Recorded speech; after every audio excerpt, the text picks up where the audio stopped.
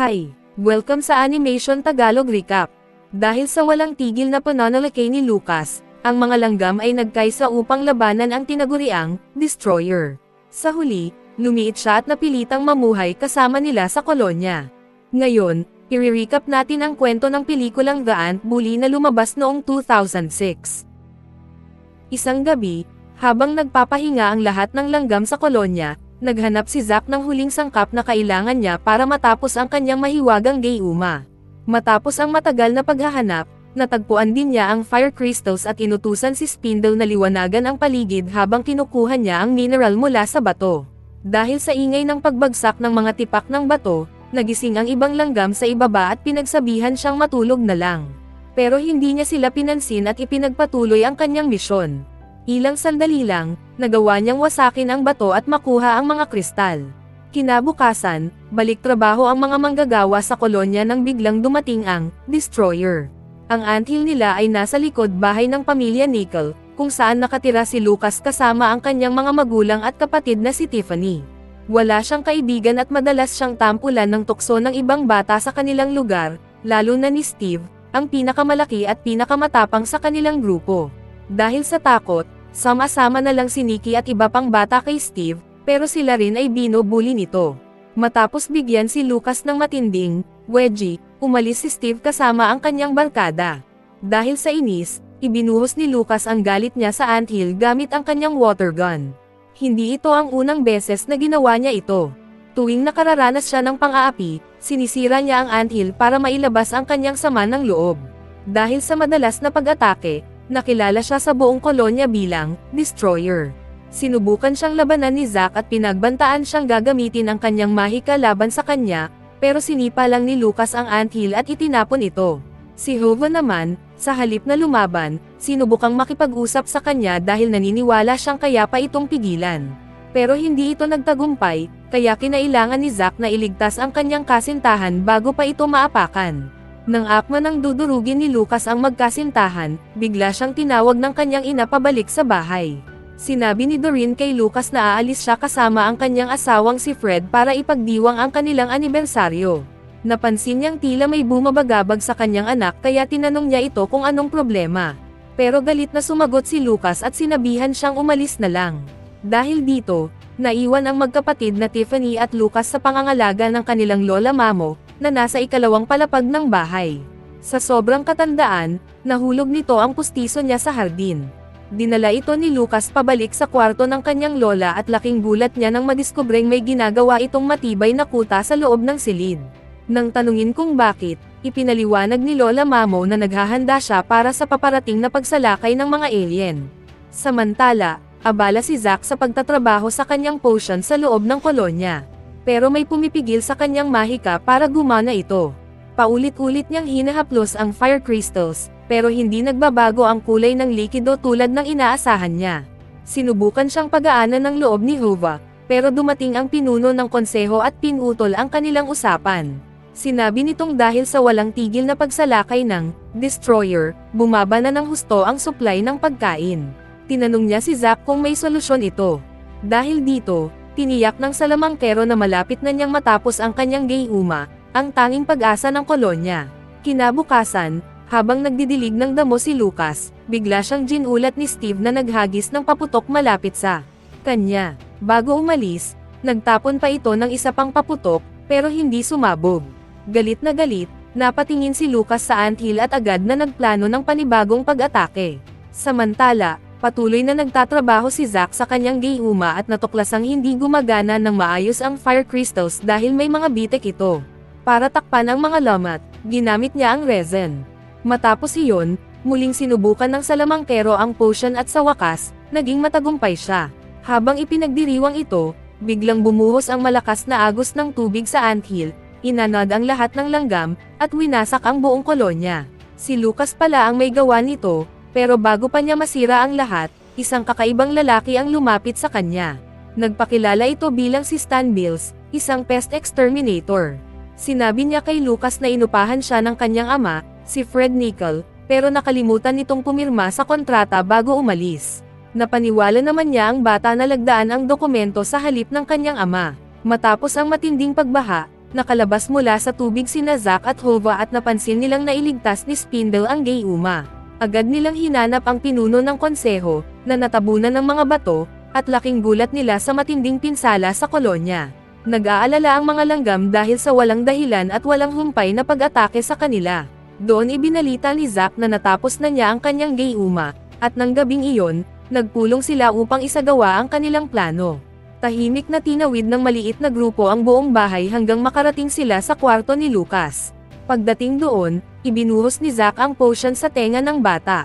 Agad itong yumapekto, at nang magising si Lucas sa gitna ng isang bagyo, napansin niyang tila lumaki ang lahat sa paligid niya, pero hindi, siya pala ang lumiit. Dahil sa gulat, nahulog siya mula sa kama at napunta sa isang supot ng chichirya. Pagkalabas niya, naroon na si Zack na naghihintay sa kanya. Sa lakas ng kulog, nagising si Lola Mamo at dumiretso sa kwarto ng bata para tingnan kung ayos lang ito. Ngunit nang silipin niya sa pamamagitan ng kanyang binoculars, nakita niyang dinadala ng mga langgam ang kanyang apo. Sa sobrang pagkabigla, nawalan siya ng malay. Pagkalabas ng bahay, dinala ng mga langgam si Lucas papunta sa kolonya, kung saan siya lilitisin.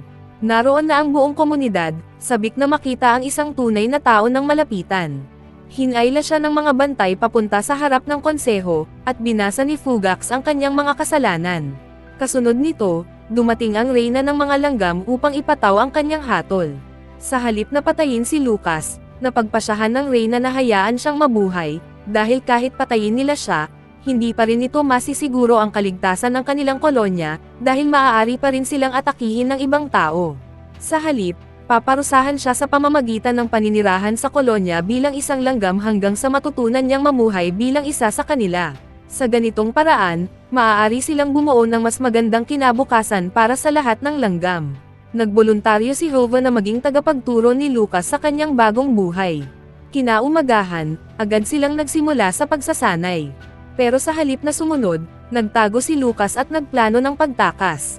Gumawa siya ng kasuotan gamit ang mga bagay na nakita niya sa paligid ng kolonya, pero sa tulong ni Hova, natutunan niyang walang saysay ang pagtakbo. Hindi siya makakabalik sa normal na laki hanggat hindi siya natututo kung paano maging isang langgam. Dahil dito, inalok siya ni Hova ng tulong upang hanapin ang kanyang lugar sa kolonya. Sinusubukan ni Hova na isama si Lucas sa pagsasanay, dahil matalik niyang kaibigan ang instructor. Inilagay naman ni Krilla ang bata sa Blue Team kasama ang iba pang lalaking langgam sa kolonya. Sa unang pagsubok, kailangang magtulungan ang bawat grupo upang malampasan ang mga hadlang, makuha ang jelly bean, na tinatawag nilang sweet stone, at makabalik sa pugad. Ang unang grupong makakabalik ang mananalo, ngunit kailangang walang maiiwanang miyembro. Mabilis na sumugod si Krilla, at ang unang hamon ay ang pagtawid sa isang malaking bitek sa lupa. Nagkabit-kabit ang mga langgam ng Blue Team para makabuo ng tulay, pero nagdesisyon si Lucas na tumawid mag-isa. Dahil dito, nahulog siya sa bitek at kinailangang sagipin ng kanyang mga kasama. Nang dumating sila sa isang loang puno ng tubig, muli silang kailangang magtulungan para makatawid. Ngunit nang hindi sinasadyang mahiwalay si Lucas, naitulak siya diretso sa Sweetstone. Dahil sa bilis niya, naisip ng ibang miyembro ng Blue Team na gayahin ang kanyang paraan.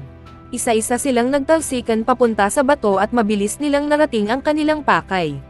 Ngayon, ang hamon ay makabalik sa kolonya bago ang Red Team. Para magawa ito, kailangang akyatin nila ang isang malaking bato. Pero hindi tulad ng mga langgam, hindi marunong umakyat si Lucas. Sinubukan siyang tulungan ng kanyang mga kakampi, pero nauna nang makarating sa finish line ang Red Team at tuluyang nanalo sa laban. Matapos ang laro, pinuri ni Hova ang pagsisikap ni Lucas, pero sinabi niyang hindi talaga siya magaling sa teamwork. Habang nag-uusap sila, naramdaman ni Hova na may papalapit na panganib at agad niyang hinayla ang bata palayo. Ilang sandali lang, dumating ang mga putakti at inatake ang grupo. Agad nagkaisa ang mga langgam para ipagtanggol ang kanilang sarili at pinagbabato ang mga kaaway. Isa sa mga putakti ang umatake kay Krilla, pero dumating si Zack upang iligtas siya. Panyana ng salamangkero ang ulo ng insekto gamit ang kidlat at mabilis na tumakbo upang tulungan si Hova, na kasalukuyang pinoprotektahan si Lucas mula sa isang atake. Hinimok ni Zack si Lucas na tulungan si Hova, pero natakot ang bata at tumakbo palayo. Sinubukan ni Zack na iligtas si Hova, pero nahuli siya ng isang putakti at dinala palayo. Samantala, Isang putakti ang humabol kay Lucas, kaya naisip niyang gamitin ang paputok na nakita niya sa damuhan kanina. Ginamit niya ang isang piraso ng bubog upang itutok ang init ng araw sa tali ng paputok, hanggang sa tuluyang itong magliyab. Sa isang desperadong pagtatangka na mapatay ang bata, sinaksak ng putakti ang paputok gamit ang kanyang tibo. Agad na umatras si Lucas bago sumabog ang bagay na iyon. Sa sandaling iyon, biglang lumitaw si Zack at nadamay din sa pagsabog. Dahil sa takot, pinalaya ng putakteng may hawak kay Hova ang langgam at agad na lumipad palayo kasama ang iba pang kasamahan nito. Nang makitang umatras na ang mga kaaway, pinasalamatan ng mga langgam si Lucas sa pagsadyap sa kanilang kolonya. Tinawag nila siyang Destroyer, pero hindi natuwa si Zack, dahil alam niyang wala talaga siyang intensyong iligtas ang iba, gusto lang niyang iligtas ang sarili niya.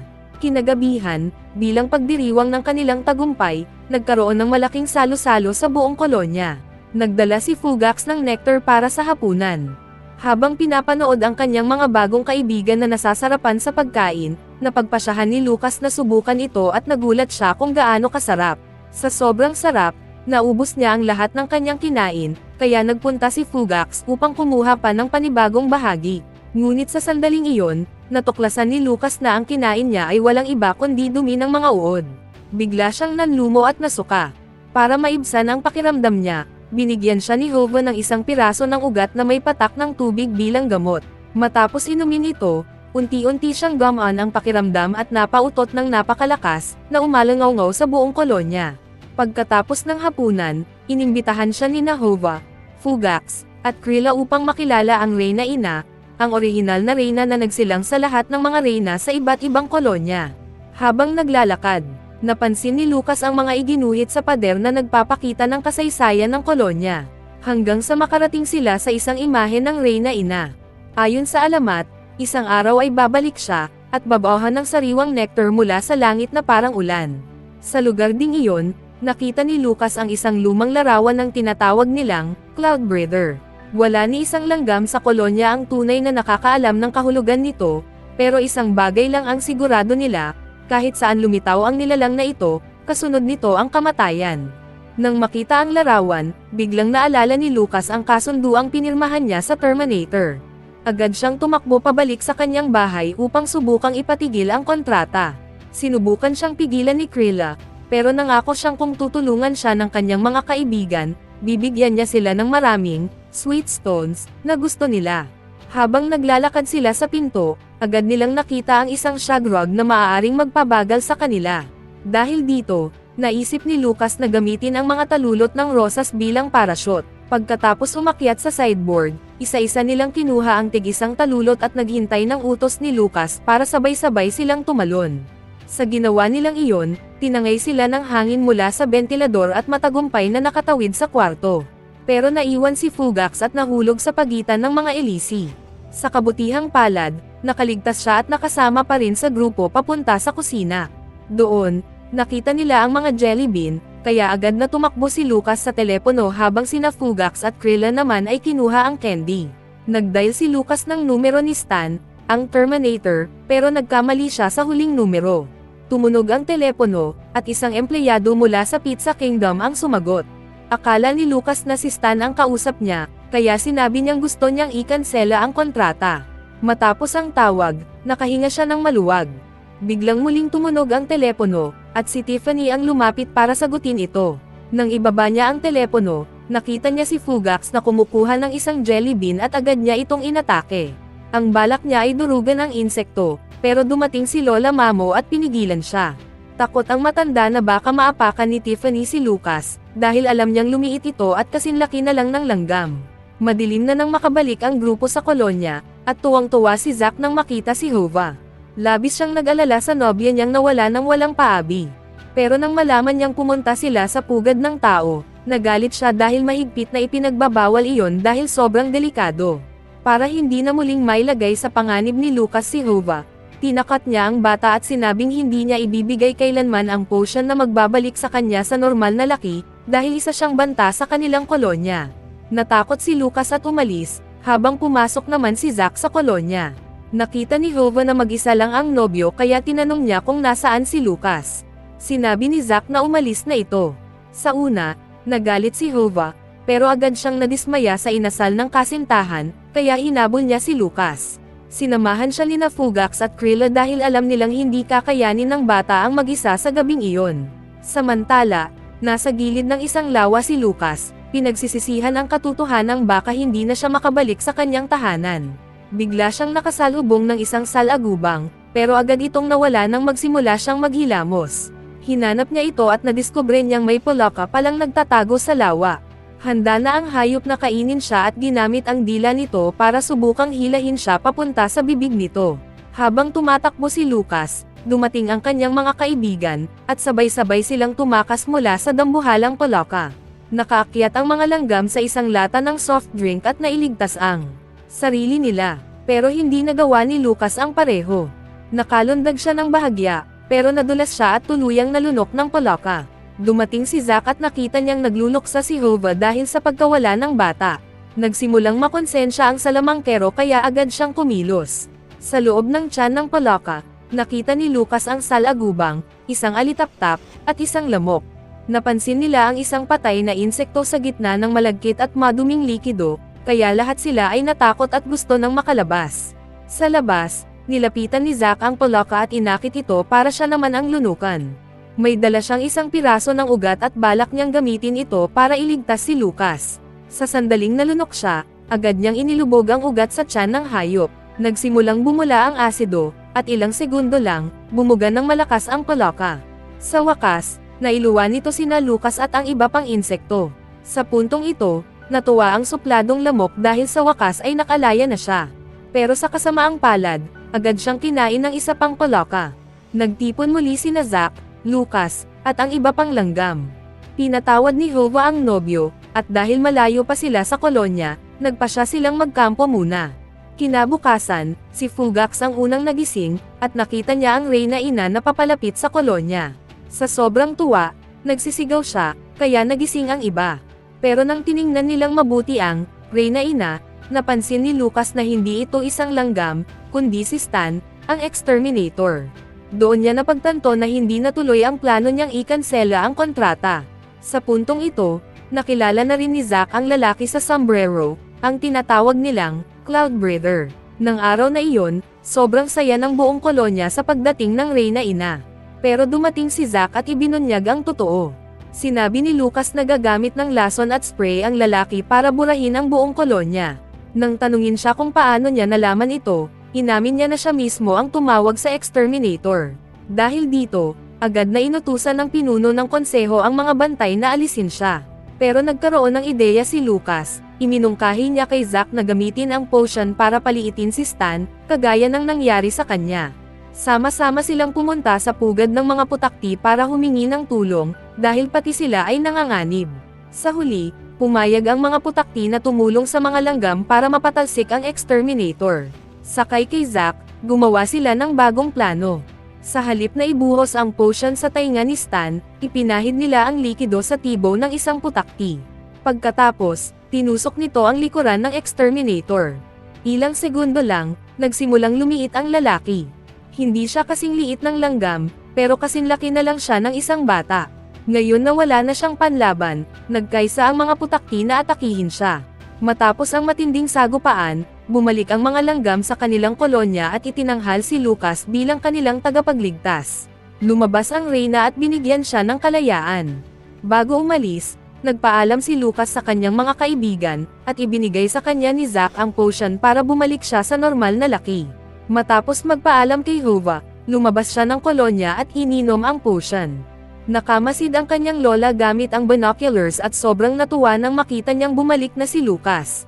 Ilang oras ang lumipas, dumating na ang pamilya Nickel mula sa kanilang bakasyon, at agad na niyakap ni Lucas ang kanyang ina. Habang abala ang kanyang mga magulang sa pag-aayos ng gamit, dumating sina Steve at ang kanyang grupo para muli siyang asarin. Pero ngayon, hindi na siya natatakot at hinarap sila ng buong tapang.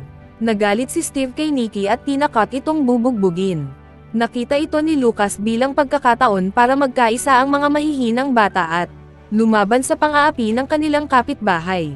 Natuwa rin ang ibang bata at sabay-sabay nilang hinabol si Steve. Pero sa halip na lumaban, tumakbo ito palayo, pinatunayan na isa siyang malaking duwag. Ngayon na wala na sila sa ilalim ng kontrol ng bully, inimbitahan nila si Lucas na makipaglaro sa kanila. Pero bago siya sumama, nagtapon muna siya ng maraming jelly beans sa paligid ng kolonya bilang huling regalo sa kanyang mga kaibigang langgam. Ano sa tingin nyo ang pelikulang ito? I-share nyo ang inyong opinyon sa comments. At kung nagustuhan nyo ang video, huwag kalimutang i-like at mag-subscribe para sa iba pang movie recaps.